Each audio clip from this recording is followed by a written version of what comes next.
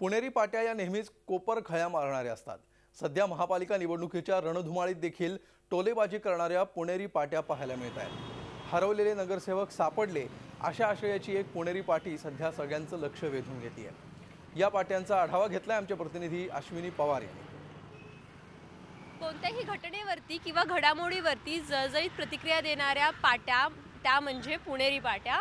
आणि आता सध्या पुण्यामध्ये निवडणुकांचे वारे वाहत आहेत, मग पुणेकर पाट्या लावण्यात मागे कसे राहतील आणि अशीच एक कोपरखळी मारणारी पाटी जी आहे ती आपण बघू शकतो। पुण्यातील शनिवार पेठेमध्ये अशा प्रकारच्या पाट्या लागलेल्या आहेत की नगरसेवक सापडले, गेले 5 वर्ष हरवले होते, ते आता पुन्हा आपल्या भेटीला आलेत। एकूणच आपण बघू शकतो सध्या प्रचाराची रणधुमाळी सगळीकडे सुरू आहे, त्यामुळे नगरसेवक असतील, इच्छुक उमेदवार असतील, विद्यमान नगरसेवक असतील, सगळेच जण आपल्या मतदारसंघामध्ये ठाण मांडून आहेत आणि आपल्या वॉर्डमधून ते नागरिकांच्या भेटीला जात आहेत, त्यांच्या भेटीगाठी करत आहेत, त्यांच्यासाठी वेगवेगळे कार्यक्रम गेल्या अनेक दिवसांपासून घेण्यात येत होते।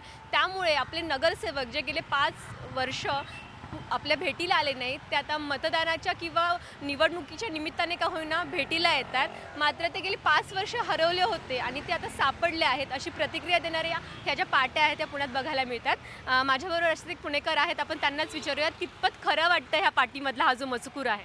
नाही, आता हे नगरसेवक आता दिसायला लागलेले आहेत, म्हणजे तुम्ही म्हणता ते सापडलेत ते अगदी बरोबर आहे।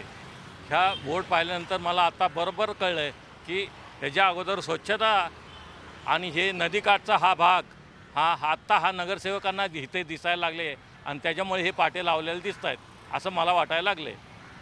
एकूणच पुण्यामध्ये प्रत्येक घटनेवरती किंवा कुठल्याही घडामोडीवरती नेहमीच जळजळीत प्रतिक्रिया उमटत असतात आणि त्याच अशा प्रकारच्या पाट्यांमधून उमटत असतात। एकूणच गेल्या 5 वर्षांमध्ये येथील नगरसेवकांनी काय काम केलेलं आहे ह्या पाट्यांवरून दिसतंय। एकूणच या पाट्यांमधून जर त्यांनी बोध घेतला तर पुढच्या 5 वर्षात नगरसेवक चांगलं काम करतील अशी अपेक्षा करूयात। व्हिडिओ जर्नलिस्ट विकी कांबळेसह अश्विनी पवार, झी मीडिया, पुणे।